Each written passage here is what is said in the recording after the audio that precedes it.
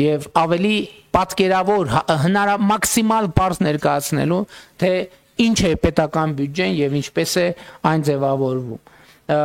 իրականում կարծում եմ պետական բյուջեն լավագույն արտահայտությունն է իրական Հայաստանի այն գաղափարախոսության որ Հայաստանն իմ տունն է ժողովուրդն իմ ընտանիքն է պետական բյուջեն ընդհանրապես այս հայեցակարգից բխող բան է որովհետեւ պետական բյուջեն մեր համատեղ ընտանեկան բյուջեն է Հայաստանի Հանրապետության ժողովրդի համատեղ ընտանեկան բյուջեն է եթե մենք ելնում ենք այն կանխավարկածից իսկ մենք ելնում ենք այն կանխավարկածից որ ժողովուրդը մեր ընտանիքն է այսինքն մեզնից յուրաքանչյուր քաղաքացի կարող է եւ պետք է մեր կարծիքով ասի որ ժողովուրդը իր ընտանիքն է եւ այդպես է նաեւ իրականում հիմա հասկանանք թե ինչպես է բյուջեն ձևավորվում Եթե վերցնենք 2026 թվականի առաջին վարքյանները, դեկտեմբերի 31 եկավ, նոր տարին եղավ, եւ 2026 թվականը եկավ։ Այդ պահի դրությամբ Հայաստանի Հանրապետության պետական բյուջեի եկամուտները 0 են։ Այսինքն 0.001 վարքյան։ Այդ պահի դրությամբ Հայաստանի Հանրապետության պետական բյուջեի եկամուտները 0 են։ Պատկերավոր ասած, եթե դա համարենք ընդհանրապես 0-ական կետ, այդ պահին Հայաստանի պետական բյուջեին ոչ մի լումա չկա։ 0 է, բյուջեի գումարը 0 է։ Իհարկե, քանի որ բյուջեն շարունակական process է, ինքը տենց մի տարում չի սկսում 2026, եթե սկսեր մեր բյուջեի պատմությունը 2026 թվականի հունվարի 1-ից ուրեմն կլներ 0 բայց քանի որ շարունակական process է սովորաբար նախորդ հաջորդ տարվա ծախսերի մեկնարկի համար նախատեսվում է ռեզերվ բյուջետային եւ նաեւ նախորդ տարվա եկամուտների չծախսված մասը փոխանցվում է պետական բյուջե այսինքն ընթացիկ ծախսեր իրականացնելու համար բայց եկեք պատկերացնենք որ 2026 թվականը բյուջետային համակարգի մեկնարկի կետն է։ Մենք էլ քննարկում ենք 2026 թվականի պետական բյուջեն։ Ուրեմն կես գիշերի դրությամբ եւ նույնիսկ մի ժամ անց պետական նույնիսկ 2 ժամ անց, նույնիսկ 3 ժամ անց, նույնիսկ 4 եւ 5, նույնիսկ առավոտվա դրությամբ պետական բյուջեի եկամուտները 0 են։ Հիմա ինչպես են ձևավորվում պետական բյուջեի գումարները։ Պետական բյուջեի գումարները ձևավորվում են հիմնականում արտաքին բաներն էլ համագործակցություններն էլ սպայն հաշվի չեմ առնում ձևավորվում են հետեւյալ հարկերի միջոցով կամ վճարումների միջոցով ավելացված արժեքի հարկ, ակցիզային հարկ, եկամտային հարկ, սոցիալական վճարներ, շահութահարկ, շրջանառության հարկ, պետական տուրքեր, ներառյալ մաքսատուրք Այսինքն Հայաստանի Հանրապետության պետական բյուջեն ձևավորվում է այս հարկերի միջոցով ձևավորված խողովակներով տեղի ունեցող վճարումներից։ Հիմա ինչպես ես ուզում եմ ցույց տալ մի փոքր գիծ, մեկ կամ երկու փոքր գիծ բյուջեի ձևավորվում։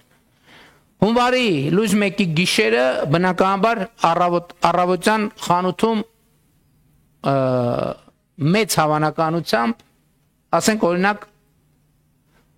լինում են ապրանքներ եւ մատակարարվում են վերցնենք ամենապարզ օրինակներից մեկը գիշերը արտադրողը արտադրում է թթվասեր չէ գիշերը արտադրում է որ առավոտյան չնայած ես հիմա չգիտեմ ինչքանով այդ ավանդույթը կա որ թարմության տրամաբանությամբ որ սովորաբար թթվասեր մեկ էլ առնում ենք հունվարի 20-ի կողմերը բայց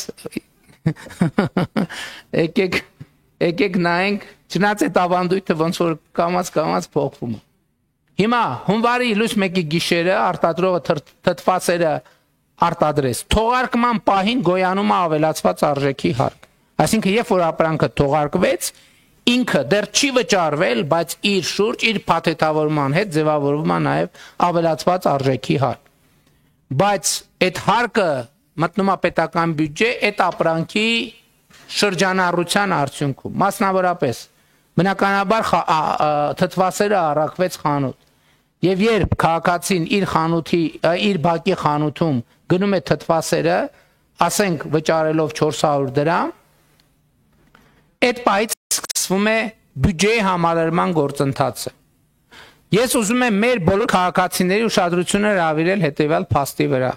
Այն պահին, երբ որ ինքը թթվասերը գնեց 400 դրամ, 400 դրամը ամբողջությամբ հենց թթվասերի արժեքը չի կոպիտ ասած։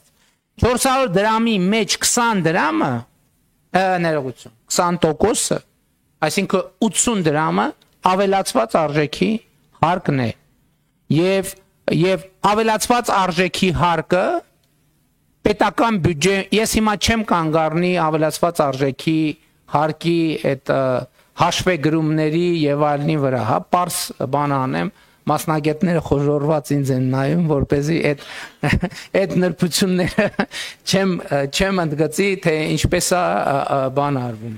ինչ է անունը։ Ավելացված արժեքի հարկը առանձնահատկություններ ունի, որովհետև բոլորը չէ, որ այդ թթվասերի 400 դրամանոց 20%-ը կարա շրջանառվի, բայց բոլորը չէ, որ 20% են վճարում։ Այսինքն այդ 20%-ը հետո ով ինչքան վճարեց, բաշխվում է որևէ ինչ բարդ մեխանիզմներով։ Բայց շատ կարևոր է, որ քաղաքացիները արձանագրեն, որ այդ թթվասերը երբ որ իրան գնեցին, 20%-ը ավելացված արժեքի հարկն է։ Եվ որպեսզի, այսինքն քաղաքացին չի կարող որևէ ձևով գնի թթվասեր Հայաստանում, որ իր գնած գնի մեջ 20% ավելացված արժեքի հարկը ներառված չլինի։ Ըստ էության ամեն ինչ, բացառությամբ կարող են լինել ապրանքներ, որոնք ավելացված արժեքի հարկից չէ, նույնիսկ շրջարկի դեպքում, այսա շրջարկին առանձին կանդրադառնա։ Գնի մեջ ավելացված արժեքի հարկը ներառված, այսինքն չկա տարբերակ, որ մենք որևէ բան գնենք եւ հարկը չվճարենք։ Այստեղ խնդիրը ուրիշ բանի մեջ է, թե ինչքանով է այդ շրջանառությունը ոչ ստվերային, որպեսզի արձանագրվի, որ քաղաքացու վճարած ավելացված արժեքի հարկը մտնի պետական բյուջե։ Սա շատ կարևոր նրբություն է։ Այսինքն քաղաքացին այսպես թե այնպես վճարում է, այլ բան, որ ստվերային տնտեսության դեպքում քաղաքացու արդեն իսկ վճարած հարկը գնում է մասնավոր անձի գրպա, իսկ երբ որ շրջանառությունը ստվերային չի, այդ հարկը մտնում է պետական բյուջե։ Այսինքն ես ուզում եմ էլի ընդգծեմ, քաղաքացին տալիս է գումարը բյուջեին, բայց եթե շրջանառությունը ստվերային է, բյուջեին տրված գումարը գողացվում է, կոպիտ ասած, իհարկե, գողացվում է ուրիշների կողմից։ Եվ ահա այս շրջանառության ոչ ստվերայնությունը ապահովելու համար շատ կարևոր է, որ թթվասերը գնելու պահին խանութը դուրս գրի ՀԴՄ, այսինքն մեր մանրածախ առևտրի ոլորտում ստվերային շրջանառությունը կանխելու ձևը հաշվիչ դրամարկային կտրոնն է, եւ հաշվիչ դրամարկային կտրոնը երկու պատճառով է կարևոր։ Առաջինը նախ դա հնարավորություն է տալիս, որ թթվասերի շրջանառությունը լինի ոչ ստվերային, որպեսզի ի վերջո այն 20% ավելացված արժեքի հարկը վճարվի, եւ բացի դա թթվասեր վաճառողը առնվազն շրջանառության հարկ պետք է վճարի։ Եվ շրջանառության հարկը գոյանում է ՀԴՄ-ների կուտակման արդյունքում ձևավորված արձանագրված շրջանառության չափից։ Եվ եթե ՀԴՄ չի բաց թողնվում, իհարկե կան բարեխիղճ տնտեսվարողներ, ովքեր բաց են թողում միշտ ՀԴՄ, բայց ես կարևոր եմ համարում քաղաքացու տեսակետից, եւ ես շնորհակալ եմ բոլոր այդ բարեխիղճ տնտեսվարողներին, բայց կարևոր է հարցի մոտենալ քաղաքացու տեսակետից նաեւ։ Այսինքն ՀԴՄ-ների ցույց տրված բացահայտած շրջանառության արդյունքում է նախ որոշում, թե տնտեսվարողը շրջանառության հարկի դաշտում է գործում, թե ավելացված արժեքի հարկի դաշտում է գործում։ Սա կարևոր նրբություն է։ Այսինքն, բայց նույնիսկ ճիշտ շրջանառությունը ցույց տալու համար կարևոր է, որ հաշվից դրամարկային կտրոն դուրս գրվի։ Հաջորդը թթվասեր արտադրողը իր աշխատողներին պետք է վճարի աշխատավարձ։ Բնականաբար այդ աշխատավարձը այդ 400 դրամներից է գոյանում, բայց որի արդյունքում պետք է աշխատողների փոխարեն վճարի 20% եկամտային հարկ եւ սոցիալական վճար։ Եկամտային հարկը մեր պետական բյուջեի եկամտային կարևոր տողերից մեկն է, բայց նաեւ ուզում եմ մեր քաղաքացիներին հիշեցնել, որ մենք եկամտային հարկի վերադարձի համակարգ ունենք եւ 2018 թվականից մինչեւ այսօր 64000 ավելի քան 64000 բնակարաններ են վաճառվել, գործարք է ներողություն 64000 շահառուներ առաջնային շուկայից բնակարան ձեռք բերելու համար